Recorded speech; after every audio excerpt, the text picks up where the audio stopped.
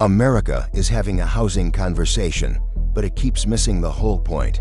Some channels are shouting about a collapse. Others are promising easy money. Meanwhile, real families are sitting at their kitchen tables doing the math, and the numbers just don't add up. Rent is due. Groceries cost more than they did last year. Commutes are getting longer. Savings are getting smaller. You deserve an honest map. You deserve a plan that works with a regular paycheck. Tonight, we're cutting through the noise. If your household income is under $60,000 a year, this film is for you. We're going to lay down one clear rule to protect your budget. We're going to name 10 real cities where a person can live without dreading the 15th of the month. We're going to give you a practical checklist to use as soon as this is over. No hype, no doom, just a path to a life that fits. Take a breath, grab a pen. Let's begin.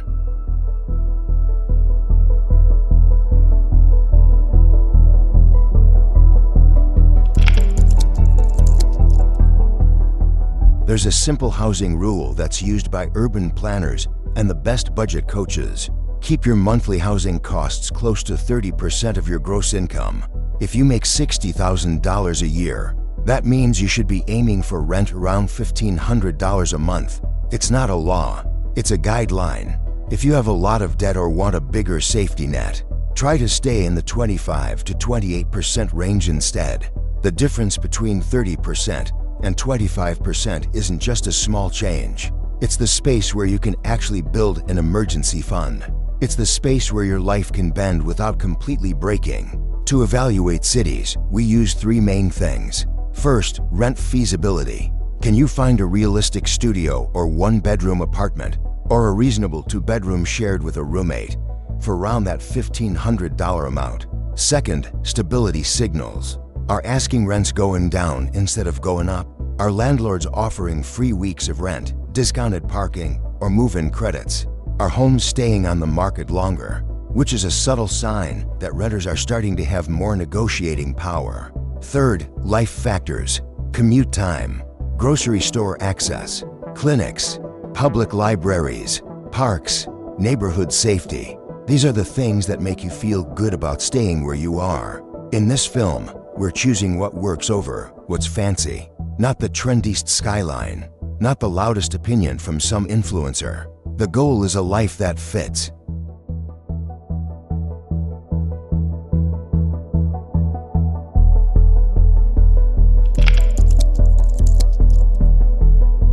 Before we get to the list, you need to understand the national situation.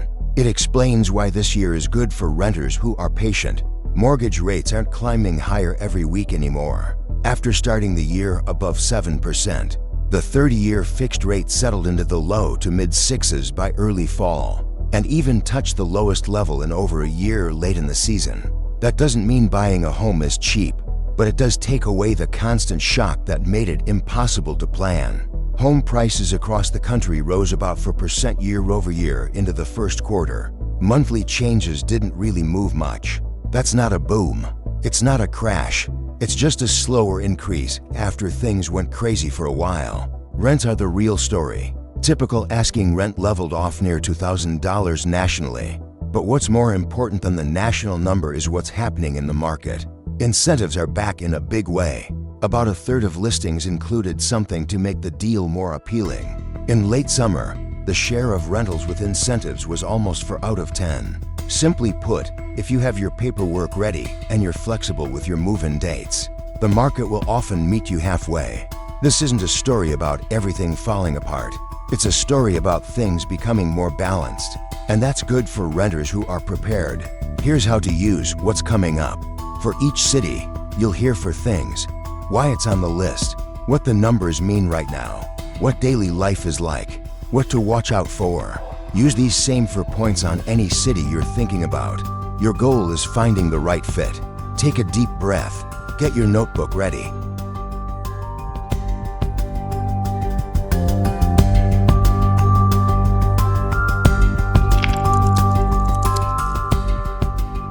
Number 10, Buffalo, New York. Why it's on the list. Buffalo proves that you can have both affordability and culture. The local economy is based on medicine and education, which means it's pretty stable.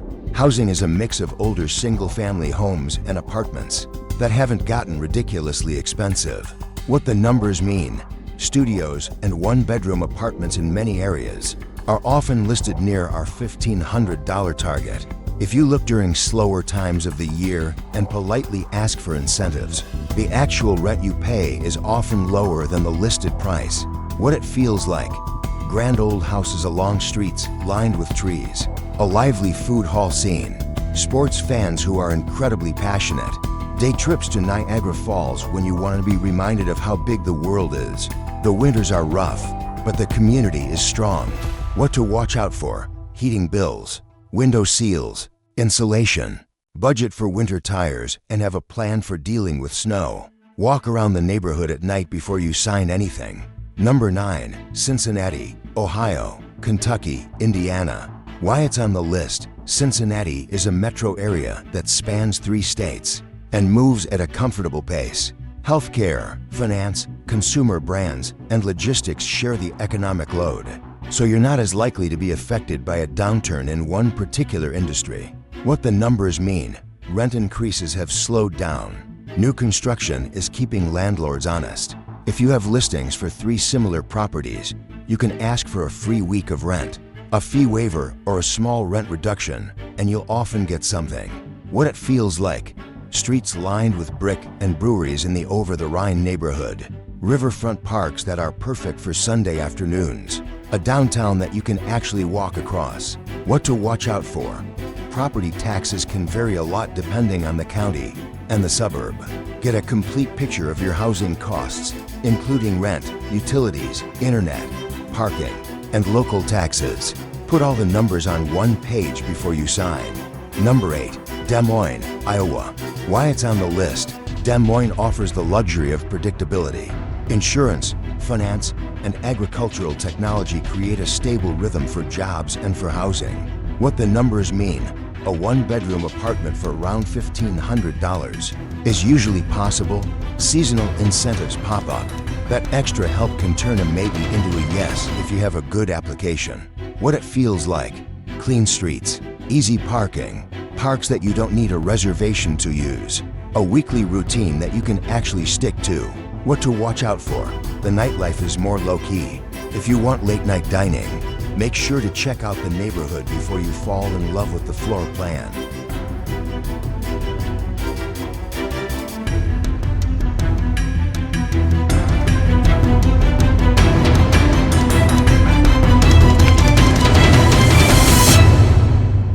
Number 7. Pittsburgh, Pennsylvania. Why it's on the list: Pittsburgh traded steel mills for universities and hospitals, then added robotics and research. It's stable, but with a forward-thinking edge. What the numbers mean: studios and one-bedroom apartments can often meet the $1,500 guideline, especially if you move during the off-season. Rent prices are more reasonable compared to the coasts. What it feels like: cafes tucked into Victorian buildings, morning rowing on the rivers, afternoons in world-class museums, neighborhoods with character and pride. What to watch out for: hills, bridges, and tunnels can make travel time longer. Check older units for drafts and ask for a year of utility history. Time is money, and so is heat. Number 6. St. Louis, Missouri, Illinois. Why it's on the list: St. Louis offers space, wider streets, larger lots, and a long tradition of housing that regular people can afford. What the numbers mean: a good supply of available units and slower rent growth give renters negotiating power. Incentives push the actual rent below the listed price in many areas. What it feels like: lunch in Forest Park, corner diners that remember your order, museums with pay-what-you-can days, a city that rewards routine. What to watch out for: there are real differences between neighborhoods. Visit at different times of day. When you choose your block, prioritize grocery stores, public transportation, and clinics.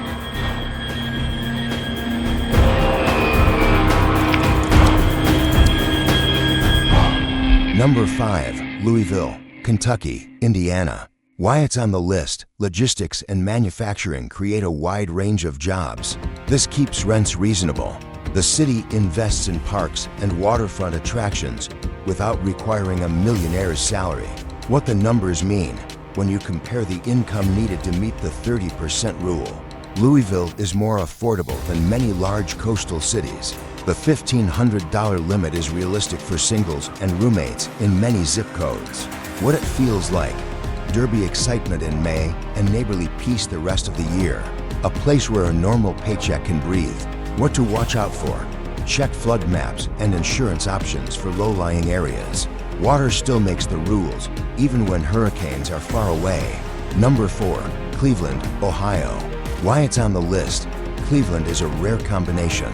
A strong medical sector and a thriving art scene, with rents that ordinary families can plan around. What the numbers mean: rent increases have slowed down and there's enough housing available, so you don't need to panic and overbid. In many areas, one-bedroom options are at or below the $1,500 target. What it feels like: the lake expands your view. Porches become places for conversations. The music scene isn't just a museum piece. It's alive and well. What to watch out for: older homes can waste a lot of energy. Ask about insulation, windows, and gas bills from last winter. You're protecting your future self.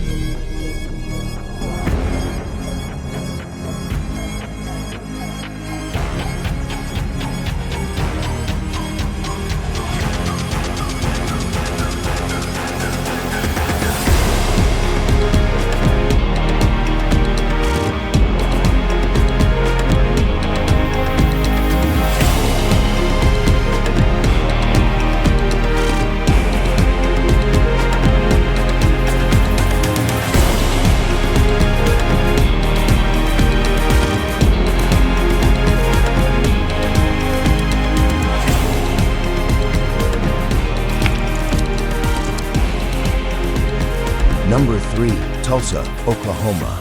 Why it's on the list: Tulsa has a lot of good things going for it at a lower price. Green spaces, a growing downtown, and rents that are still within reach. What the numbers mean: one-bedroom apartments often near or under $1,500. Two-bedroom apartments shared by roommates can be well below the guideline. Incentives are common enough to make a difference. What it feels like: sunsets at the gathering place. Art Deco streets with a modern vibe. Food trucks that turn Friday into a mini festival. What to watch out for: public transportation isn't great.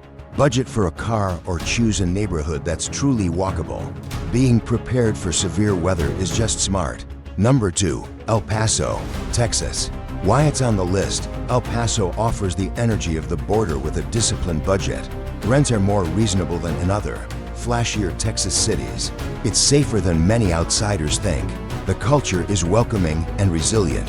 What the numbers mean: at $1,500, you'll find real studio and one-bedroom options. Demand has softened in some areas, so fee waivers and free months are realistic things to ask for if you're organized when you arrive. What it feels like: daily life is bilingual. Mountain views keep you grounded during the week. Family barbecues last into the evening. What to watch out for: wages vary depending on the industry. If your field pays below the city's average, cap your rent at 25 to 28% of your income to protect yourself. Having a cushion is more important than having a lot of space.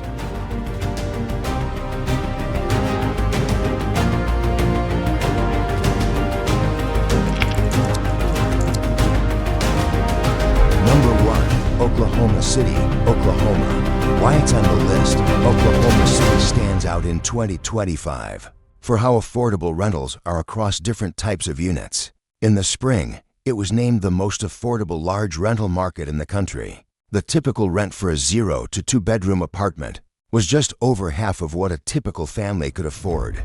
In real terms, the typical rent-to-income ratio was in the mid-teens. Simply put, rent takes a smaller bite out of your paycheck here than almost anywhere else of similar size. What the numbers mean: through the middle to the end of the year, rent increases stayed low and incentives were common. Oklahoma City renters can and should take advantage of this. Have a good application. Be flexible with your dates. Bring listings for 3 comparable properties. Ask politely, and many managers will work with you. What it feels like: big sky, wide roads, family-friendly parks, apartments with plenty of space for your money, a feeling that you have more room in your monthly budget. What to watch out for: the summer heat is intense. Ask about insulation, window seals, and how much electricity was used last year. The listed rent is only part of the story. You want to know the real monthly cost before you sign. Reality check for perspective: if you've heard that the entire market is frozen, compare that idea to what happened in a high-profile state like Washington at the end of the year. Prices were only down slightly year over year. Home sales were up. Inventory was up. Homes were on the market for a little longer. That's a cooler, more negotiable market. It's not a complete standstill. The national story is different in different places. The coasts are still expensive. The middle of the country is holding its value. Renters who prepare have options.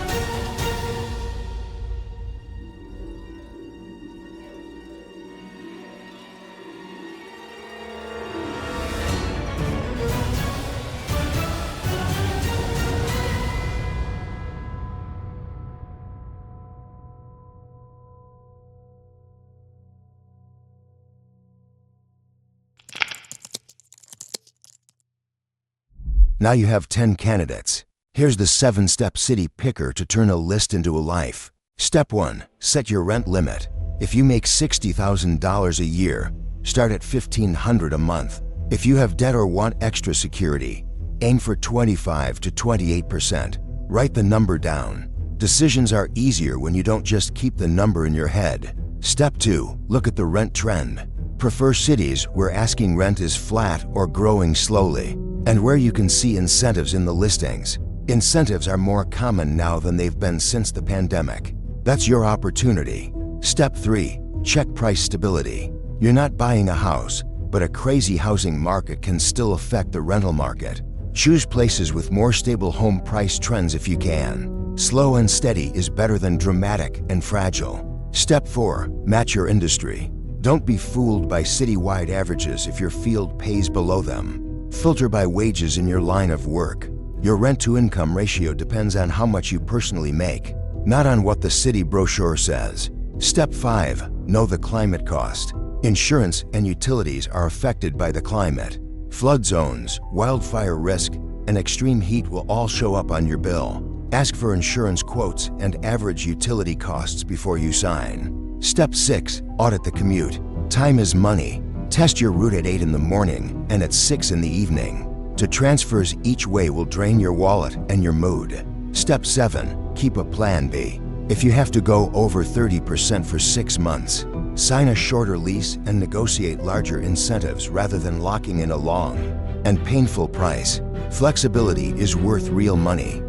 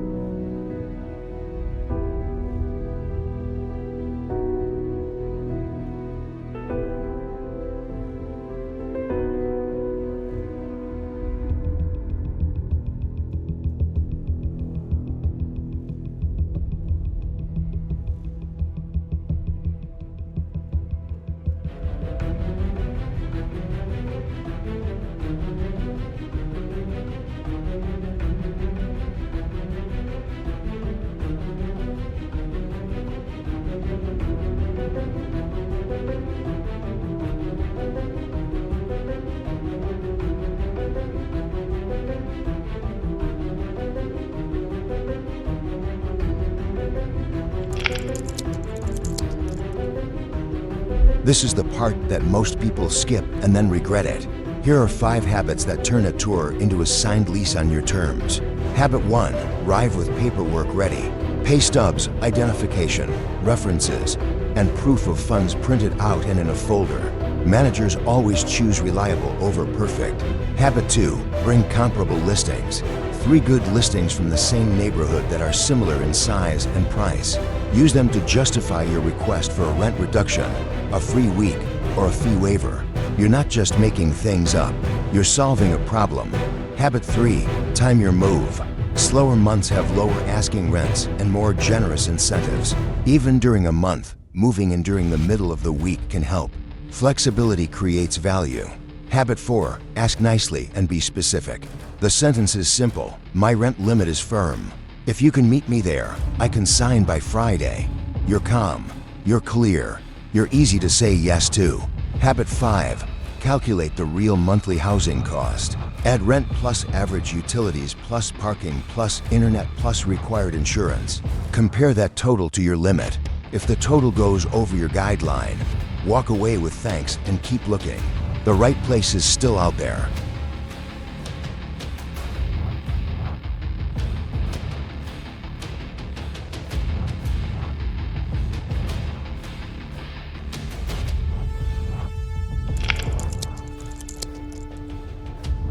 To practice the method, let's do a quick drill with 2 cities from the list. Oklahoma City offers realistic 1-bedroom apartments at or under $1,500 and 2-bedroom apartments shared by roommates that are well below the limit. Because of the supply and the incentives, it's common to get a free week or a fee waiver. If your priority is rebuilding savings or paying down debt, this extra money is really helpful. Pittsburgh can meet the guideline for many 1-bedroom apartments in several neighborhoods. It also has a strong community of universities, hospitals, research labs, and cultural venues. If your career is connected to these things, a slightly higher rent in the right area could pay you back over time and higher wages. And a better network. The answer is simple. Budgets are the foundation. Purpose is the roof. Choose the city that makes your next 3 years better.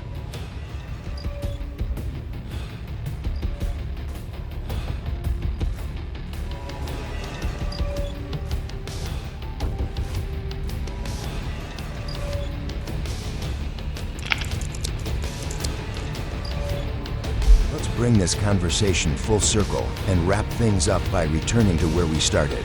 But this time, let's look at it all with a more positive outlook.